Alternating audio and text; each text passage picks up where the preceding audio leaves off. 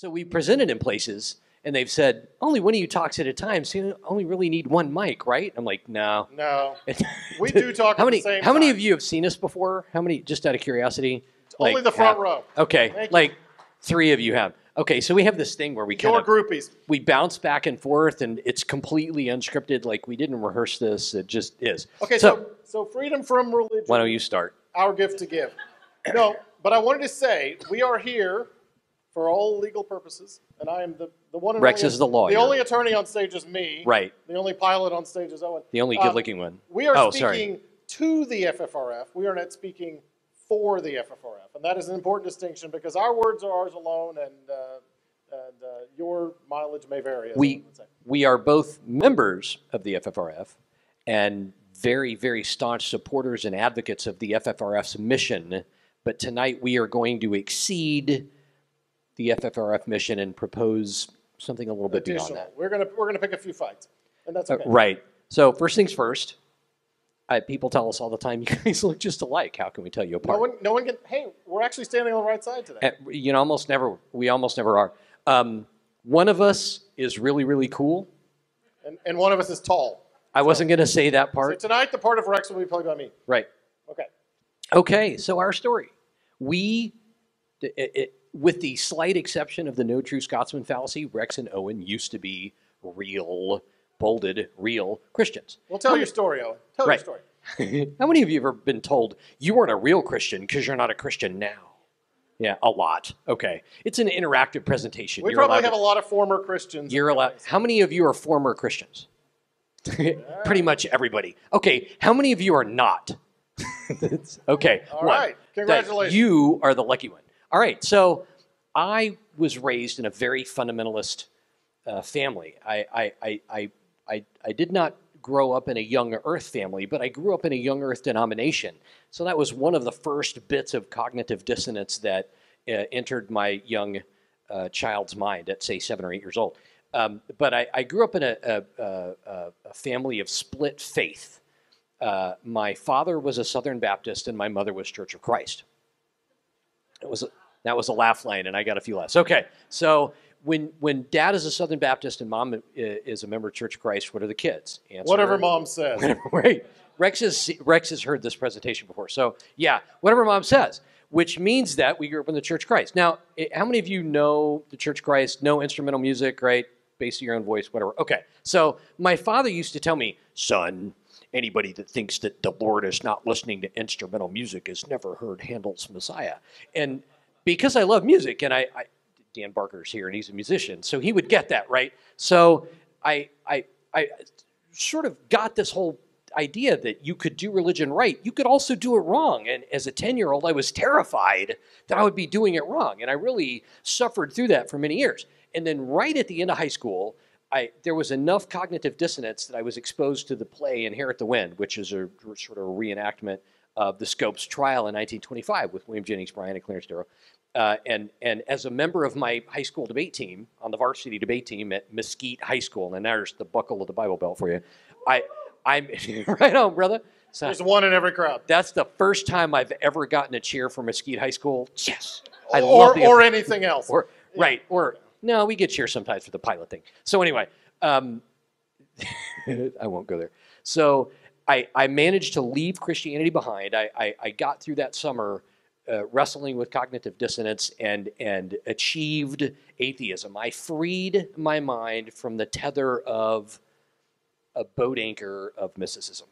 And that's my story. Rex has a similar but different So, unlike story. Owen, I grew up in God's one true church. Unlike me. All of your other churches were Satan's counterfeit of God's one true church, and that was the Worldwide Church of God, Herbert Armstrong, Garner Ted Armstrong, and we kept all of the Bible. We believed all of the Bible was the inspired Word of God. The Old Testament, the New Testament, we kept the Sabbath and the holy days and tithing and no Christmas or Easter and all of that stuff. And I went all the way through college in God's church. This is a picture of me, actually, at God's college in 1991 as a freshman. In 1995, the cult basically collapsed and ended. And so I floated for a few years and then became an atheist at the age of 27. And so, like Owen, in a much shorter version, I was an absolute fundamentalist believer. I believed every word of the Bible was inspired and inerrant. and then I didn't. Like, seriously, he never even ate bacon. Right. Like, I've never eaten bacon. Like, that's committed Christianity right there. So here's something that Owen and I have in common. When we both detoxed from Christianity, we astonishingly became fascinated with the Bible. And we both did, and we didn't know each other at the time, but we did a lot of study into basically the scholarship of the last 200 years around the New Testament and the historical Jesus and the early church. And there's an enormous amount of material that debunks the fundamentalist view. In fact, the Bible wasn't even canonized until the 4th century, and by the Catholic Church, by the way. And yet Protestants will say that the Bible is the only authority and not the Catholic Church, which is a little bit ironic, since the Bible came from the Catholic Church. But it was this material that Owen and I first bonded over when we met about 5 years ago. We were given the gift of freedom from fundamentalism by true biblical scholarship, by understanding where this book actually came from. And we were so anxious to share this with others. We thought, surely the rest of the world wants to hear this message. And I was excited to share this message, and I found over and over again people weren't so excited to hear it. And Owen had the same experience. Yep. And so, go ahead and advance it. About 5 years ago, Owen and I met, and we... You're going to keep hitting that note. I am. But it's actually good, though. It's like the Jaws song. It's good, right. Dun, dun, dun, dun. Right. So we kept... Both of us wanted to share this message, and when we met about 5 years ago, we compared our bookshelves, and they were largely similar. Bart Ehrman and Burton Mack and the Jesus Seminar. And mine was in a Kindle. Yeah, mine was in a Kindle. All digital. Mine were actual books. And so I'm in the 21st century. I'm a 21st century atheist. So Owen and I thought, surely everyone wants to hear this message, and surely other atheists want to share this message. And what we kept coming up against, which is really our sort of overarching question for all of you tonight, is about this idea of sharing these things that deconvert people from Christianity. And so I want to give you one very recent example from our lives. This was this past March. It was actually Easter weekend, which also happened to be Easter Fools. It was also April 1st. Yeah. We were at the AA convention in Oklahoma City, and I know some of you are members of AA, and we are as well. At the conference, it was 4 full days of meetings, and there were lecturers and workshops and people tabling out in the common area. And over again, we kept hearing these kind of themes. It was how do you elect secular candidates? It was protesting government expression of religion, educational issues, reproductive rights, LGBT issues, gender equality issues. All these things kept coming up, and it was all the ways that church and state entangle and how can we fight this, and very similar mission to FFRF and other organizations that some of us are involved in. And over again... These are great themes, right? These are themes that I certainly Rex and Owen stand behind significantly, and probably everybody in the room. But there's kind of a missing element here. And for us, it's really a question of symptoms versus causes. We took these headlines from Freethought Today, from the FFRF newspaper, and every single one of these things is problematic, and we absolutely need a watchdog. We need organizations out there. We need grassroots people in communities all over America to look for these and try to head them off at the pass. That's absolutely necessary and correct and true. But it brings to light a bigger question. And the bigger question is, where are all the statues of Neptune and Poseidon? Does anybody understand why that matters? Rex, why don't you tell them why that matters? So FFRF is not having to file lawsuit after lawsuit and get 4,000 complaints a year about the statues of Neptune and Poseidon on the courthouse lawn. Or prayers to Neptune and Poseidon in Congress. Or prayers in the Senate, because nobody believes in these gods anymore. These gods are in museums, right? They're gone. Wait a minute. And so Owen and Rex, and maybe we're the only ones, keep coming up with this question of, why is it that we're tackling the symptoms of belief, but we're not attacking the belief? So, wait a minute. Hold on. You're saying that all of those things could be resolved if only fewer people believed in Yahweh? If people didn't actually believe in Christianity. If people... Really? We would be free from religion. It's brilliant. How come nobody thought of that before? I don't know. We're working on it. Okay. We're working on it. Which brings us to the next question. As a community, right, the Freethought community in America, every time the Pew poll, about every 2 years, right, the Pew poll or Gallup or somebody comes up with a new poll that says that the number of Christians in America has fallen from 85% to 78%, or the number of people with no religious affiliation have increased from 18% to 22% or something like that. And we cheer these numbers. And we cheer these numbers. Whenever these new polls come out, we cheer this. We say, isn't it great that there are fewer Christians? Our side is winning. That's a great thing. And yet, when we try to get energy at the local level or the national level to say, hey, let's actually push this, let's actually go deconvert some Christians, we get pushback from our community, from local and national atheist groups that say, no, let's don't do that. And so what we're going to do now is try to explore why that might be. Okay. And this, literally, this is a word-for-word comment that we got. This is what they say to from us. a church. It's actually at the First United Methodist Church in Dallas. We got it. 2 miles from here. I get it. You're atheists. So what? They're Christians.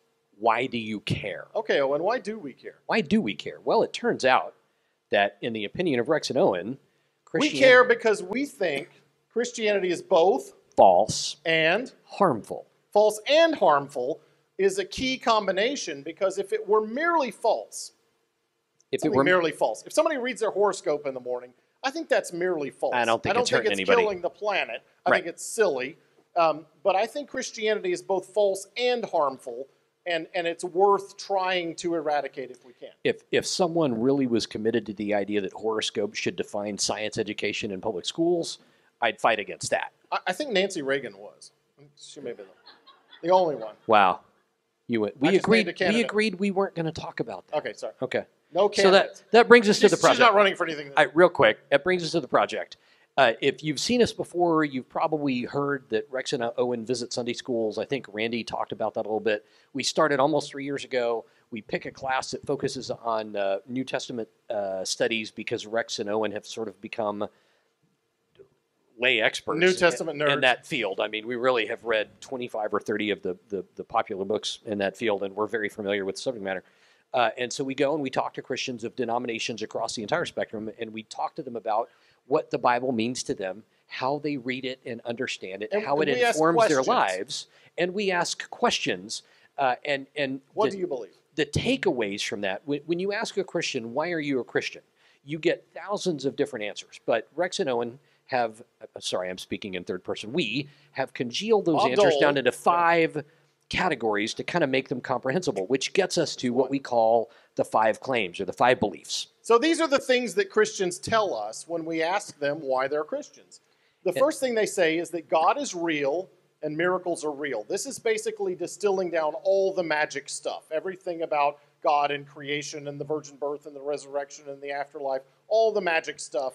Basically, they think it's real. That's the first reason they give us. But how do you know about that? Well, the second thing they say is that they have a book. The Bible is the divine, perfect Word of God, and that is the second thing they tell us.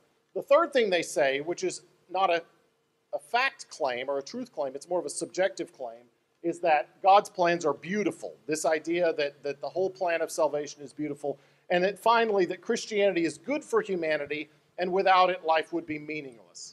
How many of you have been told life is meaningless without Christianity? I've been told this. Yeah, we've got. By the way, how many of you who are atheists have meaningless lives? Is your life meaningless? Okay. Okay, thought so. So what we wanted to do was to answer these 5 claims, and what we're trying to do is to overcome the idea that this is not harmful. When people say, "Oh, just let them live, it's fine, they're not hurting anyone," we want to say, "No, this is harmful and it's false." In the next 15 slides or so, just a few minutes, we're going to take a pass at convincing you that it's both false and harmful. So here we go. Claim 1, God is real, miracles are real. Rex, what would we say about that? So our response is there is zero good evidence for God or miracles. And I almost think we don't have to say that to this crowd, but move on. But the Bible... They know this. The Bible says...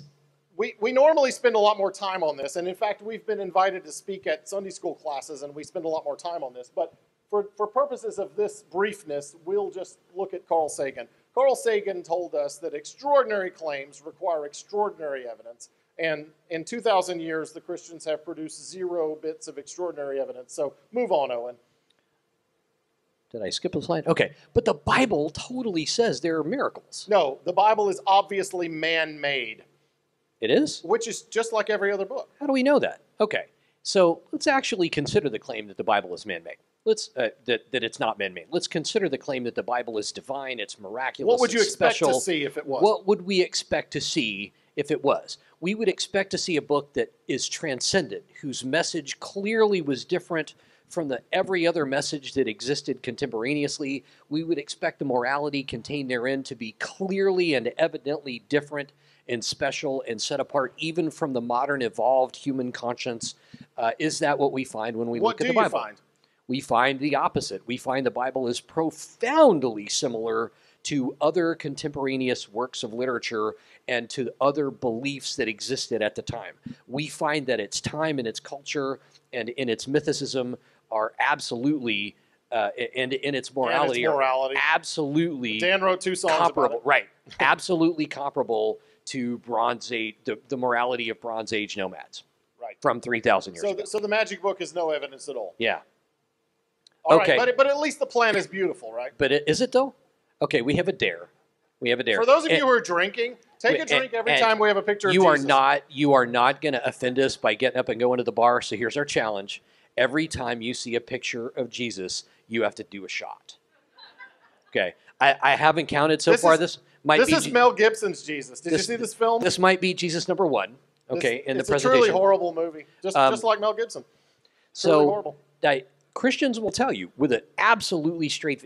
Are there any Christians in the room, by the way? It's totally okay if you are. We are not at war with you. We just disagree with your ideas. No? Okay. You've already run them off. They all left to go to the tent. So there was one. A friend of mine actually came here, but he left before he started. Okay. So Christians will tell you that this picture is the most beautiful moment in all of human history. This is an expression of love. The sacrifice, the human substitutionary sacrifice of Jesus Christ. That wasn't his last name, by the way. It's sort of a title. Son of Joseph and Mary Christ. Right. Yeah. That guy is the most the epitome of all morality and of love that a God could have for us. And they believe that. Like, Christians actually believe that. We think, on the contrary, that God's plans are often grotesque, arbitrary, and offensive. And I would start with this idea that a human substitutionary sacrifice to prevent us from having to, I don't know, go down to the basement.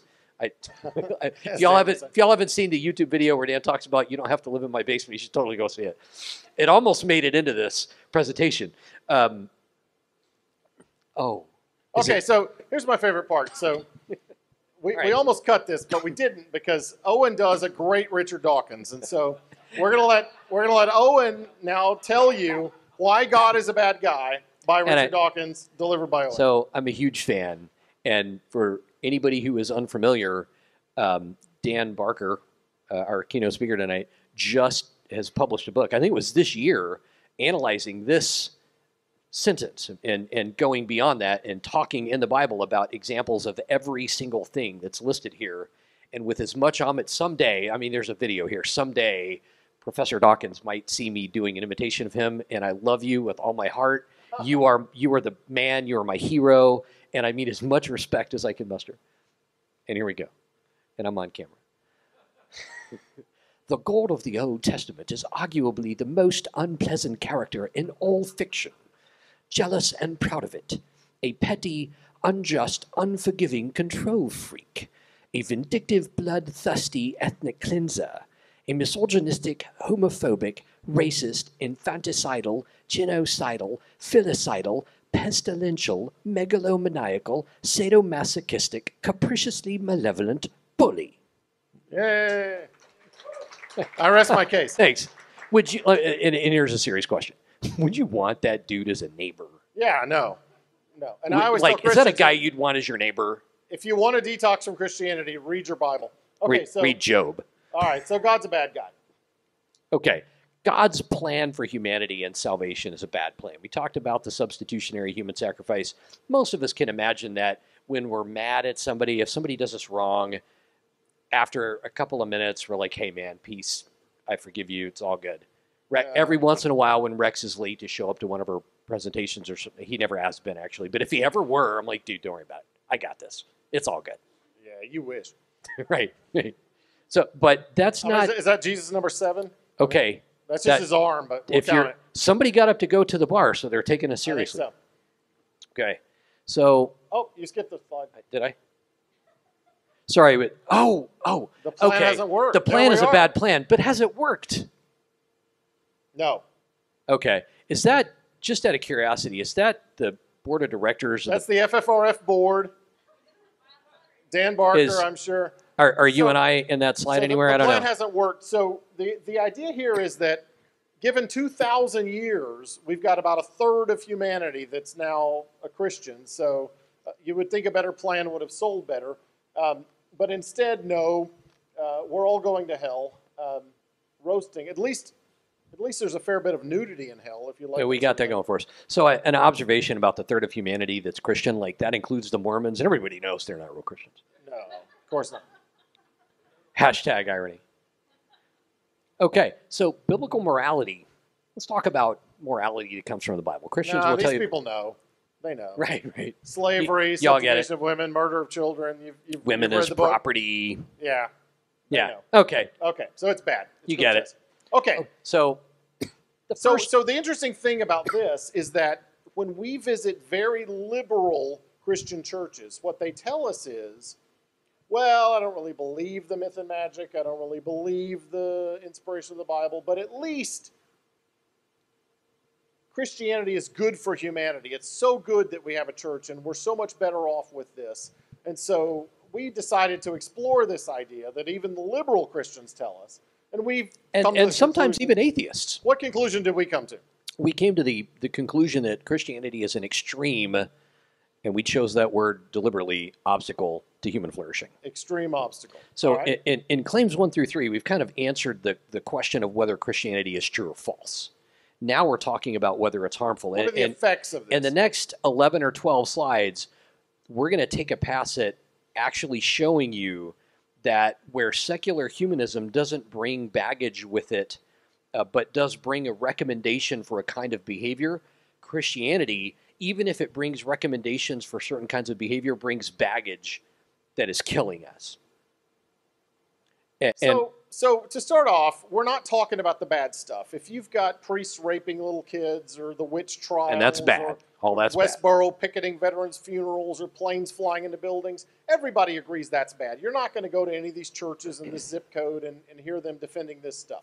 We know this is bad. But what we say, click, is that the safest, nicest, happiest version of Christianity is still killing us. Get rid of that bad stuff. Just the baggage of the nice version is still killing us. Those people are awfully engaged in their presentation. So this is actually do you know Joel Osteen? This picture is from his church in Houston, and they're a lot happier than you. How come y'all aren't standing up while we're talking with your eyes open and you're leaned back and whatever? Well, no, the Holy Spirit has not moved this room. They're washed in the blood. They're washed in something. Oh, sorry, right, bourbon. Okay. So the first reason that we think that Christianity is harmful, and we actually have stronger points to make than this, but this is really a very damning point. Christianity distorts and devalues critical thinking. And this is not a small... It's not. And this verse here from Proverbs, and probably all of the former Christians in the audience have heard this idea of trust in the Lord and lean not on your own understanding. This is not a small point. And if you go to any of these churches around here, and you listen to the message, especially the message they're giving to children, over and over again, we hear this talk of, don't lean on your own understanding. Trust the Bible, trust God, trust Jesus, trust the church, but don't lean on your own understanding. The whole idea of critical thinking is that you should develop your own understanding. You should use your own cognitive skills, and Christianity is teaching the exact opposite. The next problem is that Christianity distorts scientific advancement, education, and understanding. I call this the Ken Ham slide. There's the Creation Museum, the Temple of Ken Ham. Right. How many people love Ken Ham? I can't get enough of Ken Ham. Yeah, there's one. Right. Do we need to elaborate on this slide, or do you get this intuitively? So basically, we have a textbook that teaches that the Earth is 6,000 years old and that Adam and Eve were the first humans.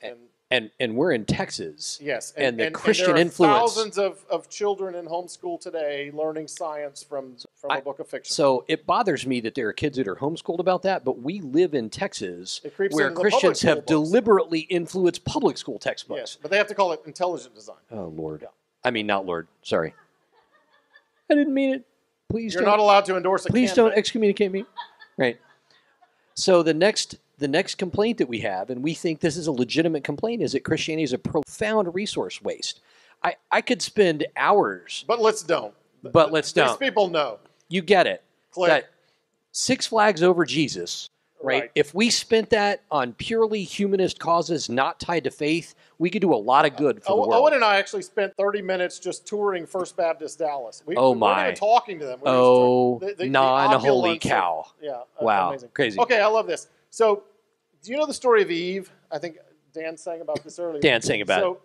So Eve was in the garden, and Eve was talking to the snake, and I think that Christianity distorts morality, and what I would ask you to think of is that the serpent is the real hero of this story, right? What did the serpent say to Eve? The serpent said, eat the damn fruit, open your eyes, and you'll know good from evil. Like, isn't that what we would want? We Think would for want yourself. to open our eyes. We would want to know good from evil, because what was the alternative? The alternative was to let the tyrant tell you what's good and evil and don't think for yourself. The same guy that said, lean not on your own understanding. So let's celebrate the snake. Yeah, the snake was the hero in all of Genesis. Woo! Thank you. We're like, the snake was the hero of the story. Have any of you heard this? Christianity grossly distorts sexual ethics. Did y'all Did you know? Did I know it's shocking to you. The ring here is actually Rex's purity ring from high school. No. It's Owen's purity ring. Yeah, I try to get out from that by accusing it of being Rex's. No, but basically, I mean, women were property for most of human history, and certainly Christianity perpetuated that. If you read the Ten Commandments, and coveting, there's a prohibition against coveting, right? And so where does the wife fall? Right between don't covet your neighbor's house and the ox, right? And his ox. Right. So a woman falls somewhere between a house and an ox in terms of the property that a man could covet of another man. Oh, yeah. and by the way, the gay people are sinners. Yeah. Yeah. Anybody read Romans 1, the whole worthy of death thing? Let's move on. That's in the New Testament. That's not Old Testament. Like the whole worthy of death thing, Romans 1, that's right at the end. That's New Testament. But he also names that's Paul. Gossip and envy. So yeah, that's a problem. But nobody ever wants to stone anyone. Nobody wants to stone anybody for that. Right. Okay. You know what? I've never seen a Christian refuse to bake a cake for gossipers. I'm just saying. Okay. I need to make sure you're not a gossiper. Maybe Dan could follow that. Christianity distorts our view of justice.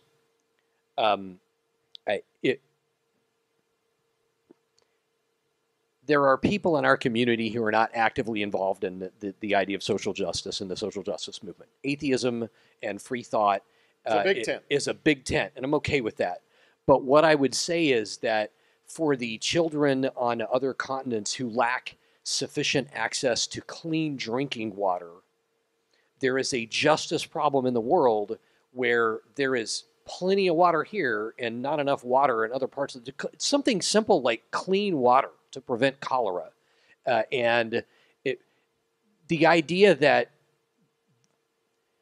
that Jesus is going to, it's okay not to worry about fixing this world and the problems that are in it when there's an easy thing like that human beings could solve if we cared enough. This is absolutely what I was taught as a fundamentalist Christian as a child. They would pat you on the head and say, don't worry about that starvation. Don't worry about that disease. Don't worry about that poverty. Don't worry about this person wrongly This is not God's world. Because Jesus is going to come back and dry those tears and fix those problems. And that is still the message of Christianity, that yes, we can work on it a little bit, but in the end, it's going to be a returning Jesus that solves these problems. And if that's not true, then it's our job to solve these problems. And that's really where the distortion comes. And that... Click. Christianity makes a virtue of faith. What is faith, Owen? Faith is, well, it's let's go straight to Hebrews and ask the New Testament. We let This Scripture. is the answer the Christians give you. We let Scripture interpret Scripture, right? Because we interface with apologists. Now, faith is the substance of things hoped for, the evidence of things not seen. Faith is the evidence of stuff that you don't have in front of you, that you cannot touch, that you cannot see, that you cannot perceive. In other words, faith is the evidence of last resort. Faith is what you have when you have nothing else to support what it is you believe. And this wouldn't That's be a what faith virtue is. in any other context. You wouldn't say how virtuous you are because you believe things without evidence. Would you ever let a surgeon perform surgery on you Because he has a strong faith about this new technique. only after going and referring to the tea leaves in the back of his office with incense before deciding which technique to use? Like, if the surgeon told you that with a straight face, I have faith in the tea leaves and I need to go consult them before I perform surgery, would you let that surgeon work on you? No. I wouldn't either. Okay. Click. And neither should you. It stunts our emotional maturity. You've all seen this. You've been to a funeral and they say, oh, he's not really dead. He's still in a better place and he's still with us and he's smiling down and he's laughing. And the truth is he's dead and he's in the box. And if we were going to do the hard work of grieving and supporting each other, we would have to first be honest, right? We would have to first say, this person's actually dead and we loved this person and now we're going to grieve about it. And Christianity invites you to pretend that that's not true. And so we never really grow as a species because our emotional maturity is stunted by these beliefs. Christianity grossly distorts desperately needed long-term planning. Whatever cause impassions you, if you are concerned about the environment, if you are concerned about public health in the world, if you are concerned about eradicating disease, if you are concerned about social progressive causes in America, if you are concerned about separation of church and state, there's a lot on this slide, okay? The point that we're trying to make is that the long-term planning for problem-solving real human problems that affect real human people and will continue to be present even after we're gone, problems that our grandchildren and our great-grandchildren will have to deal with, those problems need the smartest, most capable human minds working on them that we can achieve.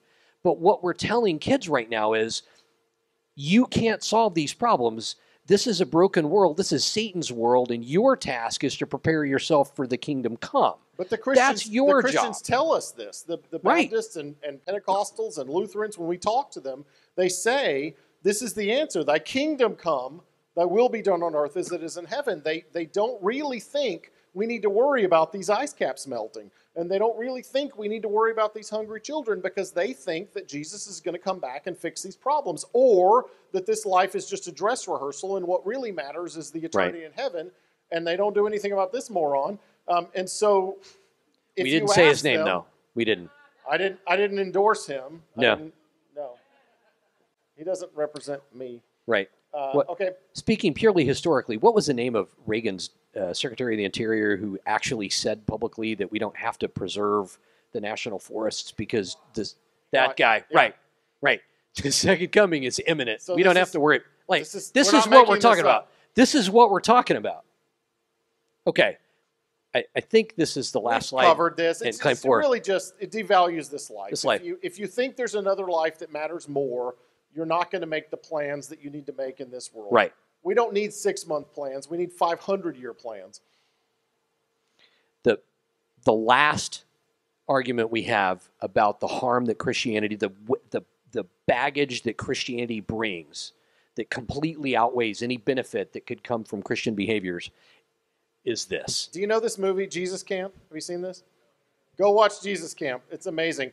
And the message that they're teaching the children is, you are weak, you need a redeemer, you are flawed, you need a savior, you are hunted by Satan and his demons, your mind is an open book for all these supernatural beings, you're powerless without Jesus, and oh, by the way, all of your other relationships are less important than this one with God and Jesus.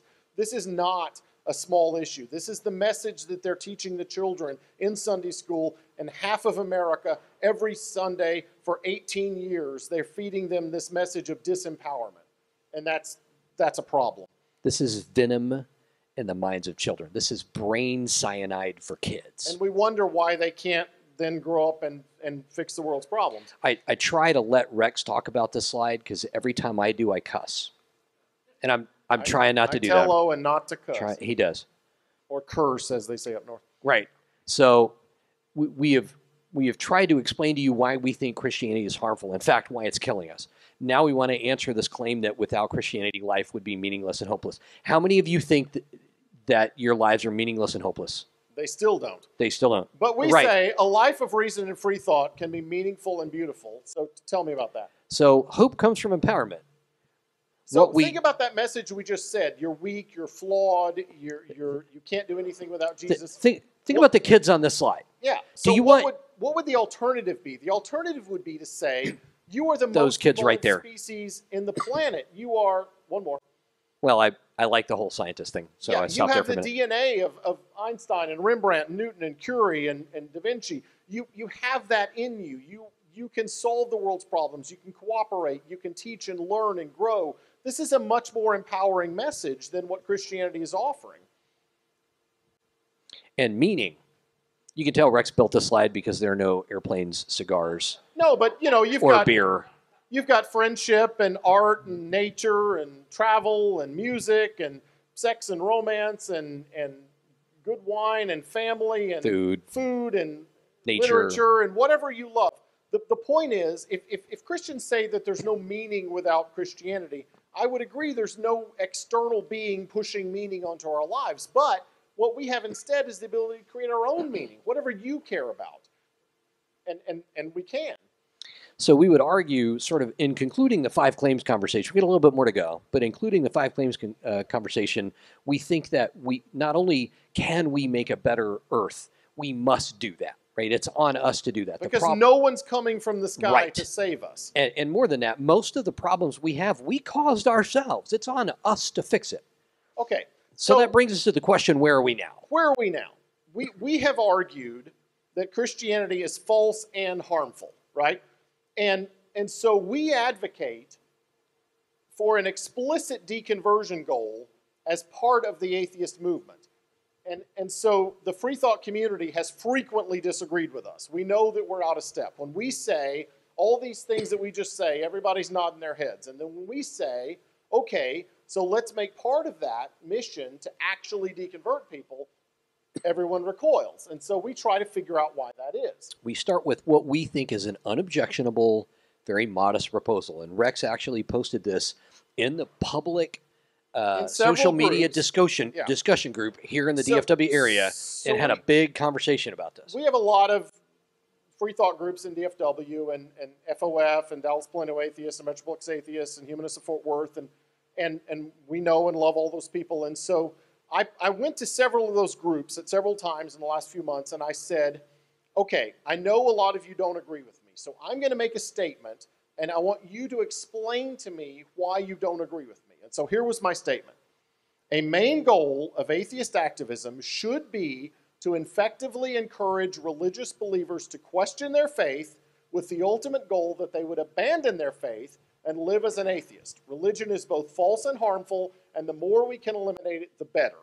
And so, I totally sign up for that. So this was my argument to the local groups, and the feedback I got, a wall of answers saying, no, I'm against this. And so we wanted to understand why that was. And we're going to spend a little bit of time going through the answers that we got. First answer was, not only do I not want to do that, I don't want you to do it either. Right. So there were people that were not only against the goal of deconversion, they not only didn't want to do it themselves, they didn't want us to do it either. They think it's just bad form, even with all the harm we've just talked about.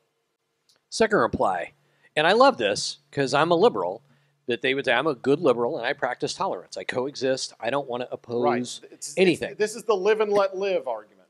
But this leads us to a problem of category confusion. And before we get to response number 3, we want to spend a little bit of time unpacking this idea of category confusion. So when we think about civil rights and we think about the legislation around civil rights, we have effectively gotten legislation that prohibits discrimination on basis of race and skin color, gender, age, disability, national origin, sexual orientation. I don't think there's anyone in the room that would disagree with any of these. And yet religion works its way into this list. How is it different? As if it's the same sort of thing. But in fact, the others represent the spectrum of humanity, And religion is a set of ideas, testable ideas, provable ideas. Let's frame that maybe a little bit differently. Race, skin color, gender, age, disability, national origin, sexual orientation.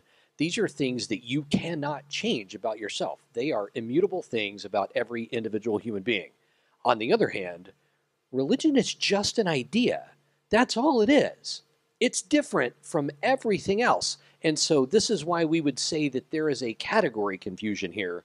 And certainly within our community, I would argue that a good progressive would oppose anything that is oppressive, no matter what it is. No institution is entitled to special protected status if it oppresses people. And I think it's important to point out here, Owen, that we're not talking about asking for government to discriminate on the basis of religion. Right. I'm not asking for that. I don't want that. But I do think that this taboo against talking about these ideas needs to fall as a social structure, not as a governmental discrimination. I totally agree. Okay. Freethinker reply number 3. You can't change anyone's mind. And very short demonstration of this slide. How many of you had your minds changed and became atheists? Yeah, it's all the former Christians, right? So That's the funny thing about this is that the people that say this are almost always people that used to be Christians. Right. Someone changed their mind, some idea changed their mind, and then they come to me and say, no, don't do this because you can't change anyone's mind. And I say, that's silly. You had your mind changed. I change my mind all the time. Right. Okay. Freethinker reply number 4. You're preaching just like they're preaching. Well, I don't know what to say except that you just chose the verb preaching, but any sort of advocacy, right, is necessarily asking someone to change their mind. How many of you advocate for a cause? Like how many of you... A political candidate or... A political candidate or the environment or reproductive rights. But no one ever calls those things preaching, right? But if you called that preaching, would you say that was off limits? Right. But this is what atheists tell us. Atheists tell us that it's just preaching if you try to change someone's mind about religion. Right. And we disagree. Okay, Freethinker reply number 5. Christianity isn't hurting anybody. It's okay if you think that. It's okay if you think that, but if you do think that, then we need to go over the claim 4 thing on harmful. Right. Because we spent 12 slides. Because people aren't just hurting themselves, they're hurting children. I think they're hurting everybody else too. Right. And our government. Right. Okay, reply number 6. I've seen people try to do this, and they've been terribly ineffective, and all they do is piss people off. Right. So because it can be done badly, and people have seen it done badly, and people have seen the equivalent of yelling on a street corner, they assume that there's no good version of this. But we think there is a good version, or there could be. Reply number 7. I don't want to deconvert anybody, but I do want to try to plant seeds and live a good life. This is the one that's interesting to me because when I ask for why are you against evangelism, some of the people will start telling me the things that they do. Oh, I live a good life, and I tell my coworkers I'm an atheist, and I try to plant seeds about the Bible, and I'm like, but I don't want to deconvert anybody. That is evangelism. You're doing the very thing you say you're against, and great, keep doing it. If nothing else, we would say just live out loud. That's all we would ask. So what are we hoping for? Well, we're hoping to start a conversation in the Freethought community that would include local and national organizations alike. I know that there are people in this room that are members of FFRF, members of American Atheists, members of Center for Inquiry at the local level, members of Fellowship of Freethought, Metroplex Atheists, Humanists of Fort Worth. Those are all great. And in every single case, we find there's just no hunger for this. There's just no hunger for actually trying to deconvert people. What we would like to do is to start that conversation at the local level, at the national level, and say, we don't need to replace the agenda, but couldn't we be, point 17 on the agenda? At least one of the items on the agenda to actually figure out how do we effectively deconvert people? How do we increase the number of nuns? How do we decrease the number? Right, because we all celebrate the poll, but let's do something about it. So there is a two-part question here. Rex and I are proposing that at least one of the missions in the Freethought community, and we mean nationwide, is explicit deconversion. There should at least be a few of us who are committed to this idea that it is okay to try and actively reduce the number of Christians. Rex and I are, if you want to use the term, evangelists in favor of Freethought. But the question of if we're going to do this is a separate question from how we're going to do this, right? Because the decision to make the deconversion of Christians a goal of the movement doesn't necessarily immediately answer the question of how to do this. There are effective ways to do this, and there are ineffective ways to do this. We would propose the answer to the if question should be yes. Yes, this is something that we should do, which leads us to the how question. But we don't think we're going to figure out the how until we at least commit to the if. Until we commit to the if question. Agenda. But if we were to do that, what would the kinds of how do we do this conversations look like? What would be the subjects that we would explore? And here are some of those ideas. The first thing is to just acknowledge that there are bad forms of advocacy. There are ineffective ways to go about this. When we built this slide, I said you should find a Westboro Baptist dude standing on a street picketing as an example of bad advocacy. Right. That's bad. Well, that's Christian bad advocacy. Right. But I'm saying there's bad atheist advocacy. There is, but as a counterpoint, here's an example. Most of us have discovered that trying to deconvert your own family is probably a bad idea. So let's put that on the list. That doesn't work. But what does work? Maybe planting seeds with coworkers, maybe planting seeds with neighbors, maybe finding different ways to address different kinds of believers. Maybe Catholics and Protestants are different. So this idea that there's bad forms of advocacy, let's acknowledge that up front so we can figure out what the good versions are.